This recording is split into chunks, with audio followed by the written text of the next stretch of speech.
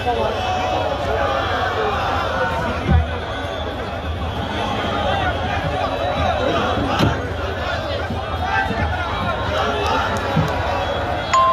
সভাপতি মঞ্চে আছেন আমাদের পার্টির নেতৃত্ব comrade Mohammad Salim, comrade Meenakshi Mukherjee, comrade Sumit De, comrade Jamir Mollah সাহেবদা, আমাদের কৌশিক মিশ্র, আমাদের এই জেলার সম্পাদক সহ আমাদের পার্টির নেতৃত্ব কর্মী সমর্থক যারা রয়েছেন, আপনারা যারা এখানে আছেন, আমাদের লড়াইয়ের সাথীরা, আমার গুরুজনেরা, ভাইয়েরা, বোনেরা, বন্ধুরা, এবং পুলিশ যেরকম ভাবে অসহযোগিতা করেছে তার কথা এর আগে বক্তারা বলেছেন, আমি সেই কথা নতুন করে বলছি না।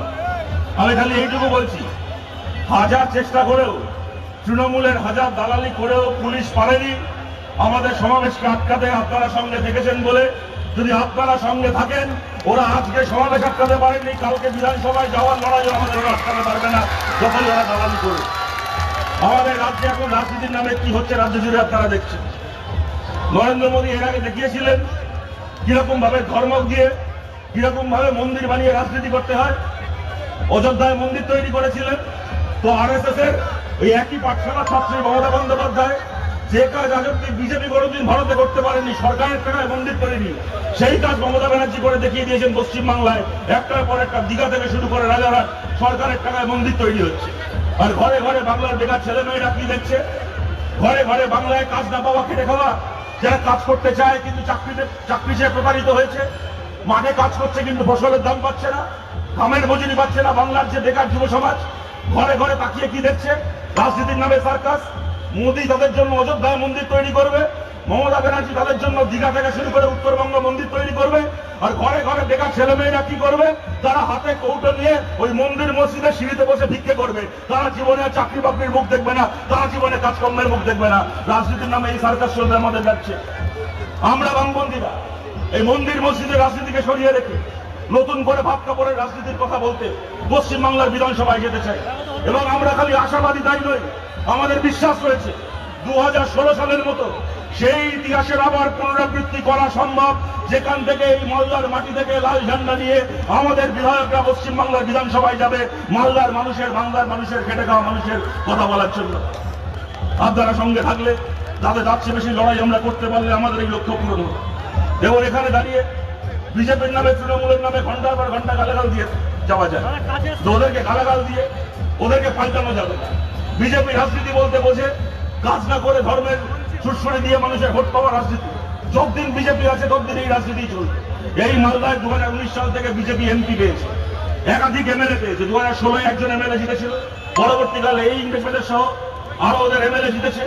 এই মালদা জেলা গঙ্গার এপার থেকে শুরু করে একেবারে কোচবিহার পর্যন্ত এই উত্তর বাংলা একের পর এক, পরপর দুটো লোকসভা নির্বাচনে, পরপর দুটো বিধানসভা নির্বাচনে একের পর এক বিজেপির এমএলএ এমপিদেরকে এখান থেকে জিতিয়েছে। তার বিনিময়ে কি পেয়েছে? উত্তর বাংলা মালদা নতুন একটা জাতীয় সড়ক, নতুন একটা কেন্দ্রীয় বিশ্ববিদ্যালয়, নতুন একটা, এত নদী রয়েছে উত্তর বাংলায়, নতুন একটা ড্যাম, নতুন একটা কেন্দ্রের সরকারের একটা হাইড্রো ইলেকট্রিক প্রজেক্ট, নতুন একটা সেন্ট্রাল স্কুল, নতুন একটা কেন্দ্রের কোনো একটা ইন্ডাস্ট্রি, একটা কোনো কিছু যা এতগুলো ভোট পেয়ে, এতগুলো আসন পেয়ে বিজেপি কেন্দ্রের সরকার এই জেলাগুলোকে দিয়েছে। আর অপরদিকে তৃণমূল কংগ্রেস। এবং সত্যি কথা বলছি আপনাদেরকে, এই মালদা ইংলিশ বাজারে দাঁড়িয়ে তৃণমূলের কোনো নেতা, আমরা জানি নেতাগুলো চোরচি দিনবাস, কিন্তু এদেরকে নিয়ে কিছু বলতেও খারাপ লাগে, বিবেকে বাদ। সত্যি কথা বলছি, আমার মনে পড়ছে 1-1.5 বছর আগে এরা পঞ্চায়েত ভোটের পরে, তখনও লোকসভার প্রস্তুতি চলছে, সেই সময় আমাদের এখানে ইনসাফ যাত্রা হয়েছিল। এই জায়গায় ইনসাফ যাত্রার মিটিং হয়েছিল। তখন এখানে বাবলা সরকার, তারা তখন মিউনিসিপ্যালিটি চালায়, মিউনিসিপ্যালিটির কিরকম ভাবে টেন্ডার দুর্নীতি হচ্ছে, কিরকম ভাবে বেআইনি বিল্ডিং তৈরি হচ্ছে, তাই নিয়ে অনেক কথা বলেছিলাম, অনেক প্রতিবাদ করেছিলাম, অনেক গালাগাল মন্দ করেছিলাম। পরে টিভিতে দেখি হঠাৎ করে সে বাবলা সরকারের বিরুদ্ধে আমরা কি গালাগাল দেবো, আমরা কি নিন্দে করবো, ওর নিজের দলের লোকের হাতে মামাটি মানুষ হয়ে গেছে। তাই সত্যি কথা বলছি, এই মালদায় দাঁড়িয়ে তৃণমূলের কোন নেতাকে গালাগাল দিতেও খারাপ লাগে। আজ থেকে গালাগাল দেখবো, শুনবো, কালকে সে নিজের দলের হাতে শহীদ হয়ে গেছে। তাই আপনাদেরকে বলছি, এদেরও চোরের সাপ্লাইয়ের অভাব নেই। একটাকে গালাগাল দেবো, কালকে আর একটা চোর তৈরি হবে, কালকে একটাকে গালাগাল দেবো, তারপরে একটা চোর তৈরি হবে। এদেরকে গালাগাল দিয়ে সময় নষ্ট করা মানে নিজেরও সময় নষ্ট, অন্যেরও সময় নষ্ট। ওইসব না করে আপনাদেরকে বলছি, গোটা বাংলায় এবং মালদায় কতগুলো কাজ আমরা বামপন্থীরা করতে চাই, কতগুলো কথা আমরা বাংলার বিধানসভার ভেতরে গিয়ে বলতে চাই। এখন দেখবেন মিডিয়ায় ন্যারেটিভ তৈরি করা হচ্ছে, কিছু আসন বামপন্থীরা লড়বে জোর দিয়ে, যাতে কিছু আসলে বামপন্থীরা জিততে পারে, যেন সুন্দর গেরো কাটিয়ে এরা বিধানসভায় যেতে পারে। কিন্তু আমরা বলছি এই বাংলার বিধানসভার ভোট আসছে, আমাদের লক্ষ্য করে শূন্যের গেরো ফেরো কাটানো নয়, এমন সংখ্যক বিধায়ক নিয়ে পশ্চিমবাংলার বিধানসভায় যেতে হবে যাতে সামনের 5টা বছর পশ্চিমবাংলাকে আমরা বামপন্থীরা পরিচালনা করতে পারি।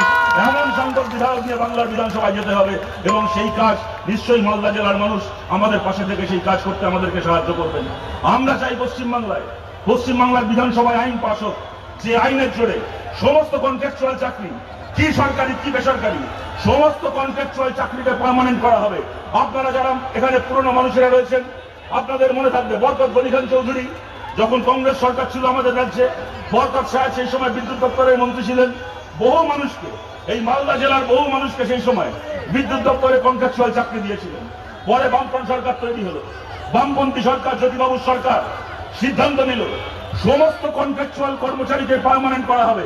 এই মালদায় দাঁড়িয়ে বরকত গনি খান চৌধুরীর হাতে যারা যারা কন্ট্রাকচুয়াল নিয়োগ পেয়েছিলেন বিদ্যুৎ দপ্তরে, সেই প্রত্যেকজনের কংগ্রেস বাড়ির ছেলে মেয়ে, কংগ্রেস পরিবারের ছেলে মেয়ে যারা বরকত সাহেবের হাতে চাকরি পেয়েছিলেন, তাদের প্রত্যেকের চাকরিকে পার্মানেন্ট করেছিল জ্যোতি বসুর সরকার, পশ্চিমবাংলায় বামফ্রন্ট সরকার। আমরা দেখতে যাইনি কে কোন কংগ্রেস পরিবার থেকে এসছে, কে কবে আমাদের দুটো গালাগাল দিয়েছে, কবে আমাদের দুটো পার্টি অফিসে ঝামেলা করেছে, আমরা দেখতে যাইনি। একটা কলমের খোঁচায় সমস্ত কন্ট্রাকচুয়াল চাকরিকে পার্মানেন্ট করা হয়েছিল। সেই কাজ আমরা চাই পশ্চিমবাংলায় আবার করতে। গোটা বাংলা জুড়ে কি সরকারি কি বেসরকারি যে লক্ষ লক্ষ কোটি কোটি ছেলে মেয়ে আজ কন্ট্রাকচুয়াল কাজ করছে, কাজের কোনো ঘন্টা ঠিক নেই, সপ্তাহে 6 দিন 7 দিন কাজ, সারা বছরে কোনো ছুটি ছাড়া নেই, তাদের প্রত্যেকের চাকরিকে কন্ট্রাকচুয়াল থেকে পার্মানেন্ট করার আইন আমরা পশ্চিমবাংলার বিধানসভায় পাশ করতে চাই। পশ্চিমবাংলার স্কুলগুলোতে স্বচ্ছভাবে শিক্ষক নিয়োগ। আপনারা জানেন সামনের 100 বছর মমতা ব্যানার্জি মুখ্যমন্ত্রী থাকতে পারেন, সামনের 100 বছর শুভেন্দুর মতো চোর রাজ্যের বিরোধী দলনেতা থাকতে পারে, তাহলে সামনের 100 বছরেও পশ্চিমবাংলায় সরকারি চাকরিতে একটা স্বচ্ছ নিয়োগ হবে না। ওরা চুরি করেই যাবে, আমরা মামলা করেই যাব, আদালত রায় দিয়েই যাবে, আবার কিছু চাকরি বাতিল হবে, আবার নোটিশ বেরোবে, আবার নিয়োগ হবে, আবার চুরি করবে, এই করে চলতে থাকবে। দিনের পর দিন গালি, ওরা চুরি করে যাবে আর আমরা মিটিং মিছিল আর মামলা করে যাব, এই চলতে পারে না। স্বচ্ছ নিয়োগ করতে হবে পশ্চিমবাংলায়, স্বচ্ছ নিয়োগ করতে পারি একমাত্র বামপন্থীরা। আপনারা আমাদেরকে সেই দায়িত্ব দিন, আমাদেরকে সেই সুযোগ করে দিন। এবং তার পাশাপাশি খালি সরকারি স্কুল নয়, পশ্চিমবাংলার বেসরকারি স্কুল এবং পশ্চিমবাংলার বেসরকারি হাসপাতালে পড়াশোনা করার খরচা আর চিকিৎসার খরচা হাসপাতালে, সেইটাকে নিয়ন্ত্রণ করার জন্য পশ্চিমবাংলার বিধানসভায় আমরা বামপন্থীরা বিল আনতে চাই, যাতে করে কিনা প্রাইভেট স্কুল এবং প্রাইভেট হাসপাতাল এখন শিক্ষা দেওয়ার নাম করে, চিকিৎসা দেওয়ার নাম করে যে একচেটিয়া মুনাফাখোরির ব্যবসা করছে, সাধারণ মানুষ, গরিব মানুষ, খেটে খাওয়া মানুষ, মধ্যবিত্ত মানুষের নাগালের বাইরে চলে গেছে প্রাইভেট স্কুলে ছেলে মেয়েকে পড়াশোনা করানো, প্রাইভেট হাসপাতালে চিকিৎসা করানো। ওই একচেটিয়া মুনাফাখোরির সামনে দাঁড়িয়ে আমরা বাংলার বিধানসভায় বিল আনতে চাই, যাতে প্রাইভেট চিকিৎসা, প্রাইভেট শিক্ষার খরচাও সরকার থেকে নিয়ন্ত্রণ করা হয়। এই মালদা জেলায় সাহেবদা বলার সময় বলছিল 100 দিনের কাজ গোটা বাংলার সঙ্গে মালদাতেও বন্ধ হলো। কেন্দ্রের সরকার টিম পাঠালো, কেন্দ্রের সরকার মালদা জেলায় ঘুরে রিপোর্ট দিল, রাজ্যের সরকারকে কয়েক কোটি টাকা ফাইন করলো। একটা টু শব্দ উচ্চারণ না করে কেন্দ্রের সরকারকে সেই ফাইন মিটিয়ে দিলেন মমতা ব্যানার্জি আমাদের ট্যাক্সের টাকা থেকে।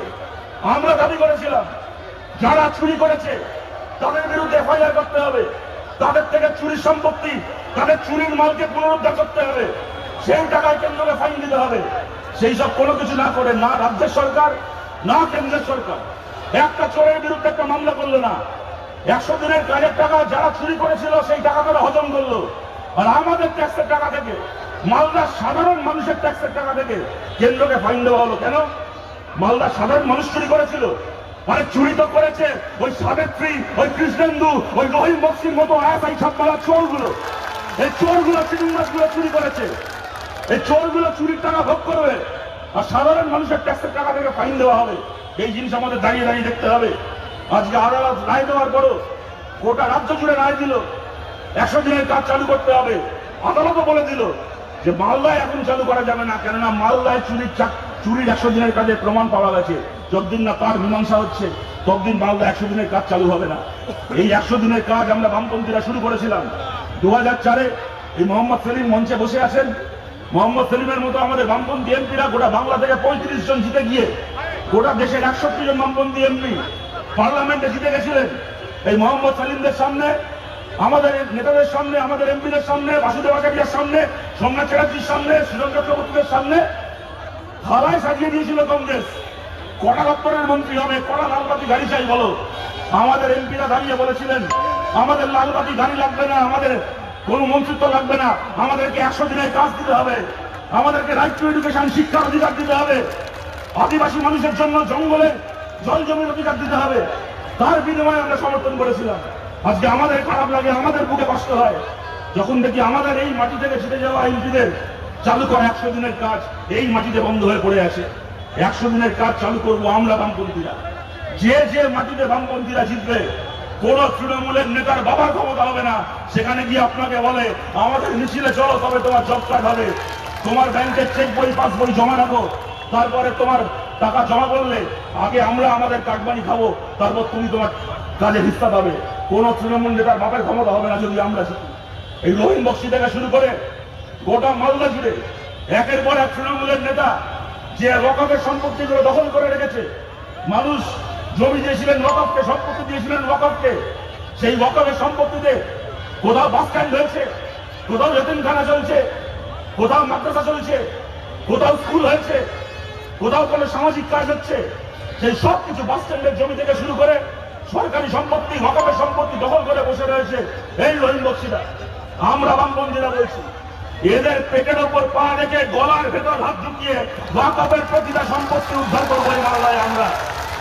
গঙ্গার ভাঙনে যত মানুষ ঘর হারিয়েছেন, যত মানুষ সব হারিয়ে পথে বসেছেন, তাদেরকে নিয়ে তৃণমূল আর বিজেপি রাজনীতির ব্যবসা করে গেছে। এই সমস্ত মানুষকে নিয়ে রাজ্য থেকে শুরু করে দরকার হলে দিল্লি পর্যন্ত গিয়ে ওখানে দিনের পর দিন দরকার হলে ধর্ণা দিয়ে প্রত্যেকজন গঙ্গার ভাঙনে ঘর ছাড়া মানুষের প্রত্যেকের ক্ষতিপূরণ আদায় করে আনবো আমরা বামপন্থীরা এই মালদার মানুষের জন্য। এবং এই ইংরেজবাজার শহরে যারা ব্যবসা করেন, যারা বাণিজ্য করেন, আমরা তাদেরকেও বলছি আমরা বামপন্থীরা আপনার ব্যবসা শত্রু নই। আমরা থাকলে, আমরা জিতলে আপনার ব্যবসা করতে কোনো অসুবিধা হবে না। আপনার ব্যবসা করতে গিয়ে আজকে যেরকম সুবিধা হচ্ছে তার থেকে বেশি সুবিধা হবে, আরো ভালো করে ব্যবসা করতে পারবেন। এখন এখানে যারা বিল্ডিং বানাচ্ছেন, মাটিতে ভিত করা হলো না, জমির ট্রানসাকশন হলো না, মিউটেশন হলো না, তার আগে স্কোয়ার ফুট হিসেব করে তৃণমূলের কাউন্সিলরকে আর থানায় টাকা পাঠিয়ে দিতে হয় স্কোয়ার ফুটে 100 টাকা করে। আমরা জিতলে একটা 9 পয়সা না দিয়ে যিনি বিল্ডিং বানানোর ব্যবসা করছেন তিনিও নিজের ব্যবসা আরো ভালো করে করতে পারবেন। আমাদের পার্টি অফিসে আমাদেরকে কোনো টাকা না পাঠিয়ে, থানায় কোনো টাকা না দিয়ে নিজের ব্যবসা করতে পারবেন। তৃণমূলের নেতা শখ হয়েছে জেলা সভাপতি হবে তৃণমূলের। তৃণমূলের জেলা সভাপতির পদ, তৃণমূলের বড় বড় দলের পদ নিলামে বিক্রি করে কালীঘাটার ক্যামাস্ট্রি। তৃণমূলের কোন নেতার শখ হলো জেলা সভাপতি হবে, তার জন্য ক্যামাস্ট্রিতে 50 কোটি টাকা পাঠাতে হবে। তো ব্যবসায়ীদেরকে দায়িত্ব নিতে হবে, তোমরা তোমাদের মধ্যে টাকা তুলে 50 কোটি টাকা দাও, যাতে সেই টাকা ক্যামাস্ট্রিতে জমা দিয়ে আমি ভাইপোর কাছ থেকে রিক্রুটমেন্টের চিঠি নিয়ে আসতে পারি, আমি আমার মালদা জেলায় তৃণমূলের নেতা হতে পারি। এই জুলুমবাজি মালদায় বন্ধ হবে। কোন তৃণমূল নেতাকে কোনো ব্যবসায়ীকে পয়সা দিতে হবে না। মাথা উঁচু করে নিজের ব্যবসা করবেন, নিজের মতো করে নিশ্চিন্তে ব্যবসা করবেন। যদি আমরা বামপন্থীরা জিতি আরো ভালো করে নিজের ব্যবসা করবেন। এই মালদাতে আপনারা দেখেছেন বছরের পর বছর বরকত সাহেব এখান থেকে জিতেছেন, শৈলেন সরকার এখান থেকে বিধানসভায় জিতে গেছেন। আমরা একে অপরের রাজনৈতিকভাবে বিরোধী প্রতিদ্বন্দ্বী, তবু বামফ্রন্ট সরকারের সময় বছরের পর বছর মালদার একটার পর একটা মিউনিসিপ্যালিটি, মালদার একটার পর একটা পঞ্চায়েত, এমনকি জেলা পরিষদ বামফ্রন্ট সরকারের সময়ও কংগ্রেস চালিয়েছে। কোনদিন মালদার একজন কাউন্সিলর, একজন পঞ্চায়েত মেম্বার, একজন জেলা পরিষদ মেম্বার বলতে পারবে না তার কাছে ফোন গেছিল সিপিএম এর কাছ থেকে, শৈলেন সরকারের কাছ থেকে ফোন গেছিল যে দল পাল্টে আমাদের দলে আসো, তাহলে তোমাকে এই দেবো, আর আমাদের দলে না আসলে তোমাকে জেল খাটাবো। কোনোদিন মুখে আপনাকে কেউ বলতে পারবেন এই জিনিস ঘটেছে। তাই কংগ্রেসের পুরনো সমর্থকদেরকে আমরা আবেদন করছি, যারা পুরনো কংগ্রেসের কর্মী আছেন, সমর্থক আছেন, তাদেরকে আবেদন করছি আমরা সেই দিন মালদায় ফিরিয়ে আনতে হবে। 2016 সালে একটা আসন যেটারই তৃণমূল এই মালদায়, তারপরও খালি আমাদের দল থেকে নয়, যে কংগ্রেসের ঘরে ওরা জন্ম নিয়েছিল, সেই কংগ্রেসের বুকে ছুরি মেরে কংগ্রেসকে ভেঙেও নিজের দল তৈরি করেছিল, কংগ্রেসকে মালদায় শেষ করেছে। আপনাদের সবার কাছে আবেদন করছি, এই দল বদলের রাজনীতি শেষ করে বামপন্থীদের পাশে আপনারা দাঁড়ান। আমার কথাকে আমি শেষ করছি আপনাদের কাছে এইটা বলে, আমাদের যে কর্মীরা আজকে এসছেন, এই লড়াই করছেন, এই লড়াই আজকে থেকে শুরু হলো, লড়াই শেষ হবে বিধানসভা ভোটের পর বিজয় মিছিলের মধ্যে দিয়ে। কিন্তু আমি খোলা মনে আপনাদেরকে একটা কথা বলছি, কথাটা কেউ অন্যভাবে নেবেন না। আজকের এই সময় দাঁড়িয়ে যেন আমাদের মধ্যেও কারোর মধ্যে এই মানসিকতা কাজ না করে যে পশ্চিমবাংলার হাওয়া হলো, অনেক জায়গায় আমাদের মিটিং মিছিলে লোক বেশি হচ্ছে, তৃণমূল গালাগাল খাচ্ছে, বিজেপিকে লোকে ভোট দেওয়া কমিয়ে দিয়েছে, তাই গোটা পশ্চিমবাংলার অন্যান্য জায়গায় আমাদের পার্টির ভালো ফলাফল হোক, তারপরে যখন আমাদের একটু চাঙ্গা হবো, পুলিশ আমাদের একটু ভয় পাবে, তৃণমূল বিজেপি আরো ব্যাক ফুটে যাবে, আমরা ভালো সংখ্যায় বিধানসভায় যাব, তারপর আমার এলাকায় আমি আবার ভালো করে নেবে নিজের এলাকায় জিতবো। ওই ভেবে বসে থাকলে কিন্তু হবে না, মাথায় রাখতে হবে বিধানসভা জিতবো কিনা লোকসভা জিতবো কিনা পরের কথা, প্রধান কথা নিজের বুথ জিতবো কিনা, বুথ যার বিধানসভা তার। এই স্বপ্ন নিয়ে বসে থাকবেন না, এই স্বপ্ন থেকে বসে থাকবেন না যে আগে বিধানসভায় জিতবো তারপরে আমার বুথে জিতবো। আগে আমার বুথে জিততে হবে, যদি আমার বুথে জিতি তাহলে আমার বিধানসভা আসনে জিতবো, তাহলে বাংলার চাকা ঘুরবে। এই কাজ আমরা করব। আপনাদের সবার কাছে আশা রেখে আপনাদের সবাইকে ধন্যবাদ জানিয়ে, অভিনন্দন জানিয়ে আমার কথা শেষ করছি। ভালো থাকবেন সবাই, নমস্কার।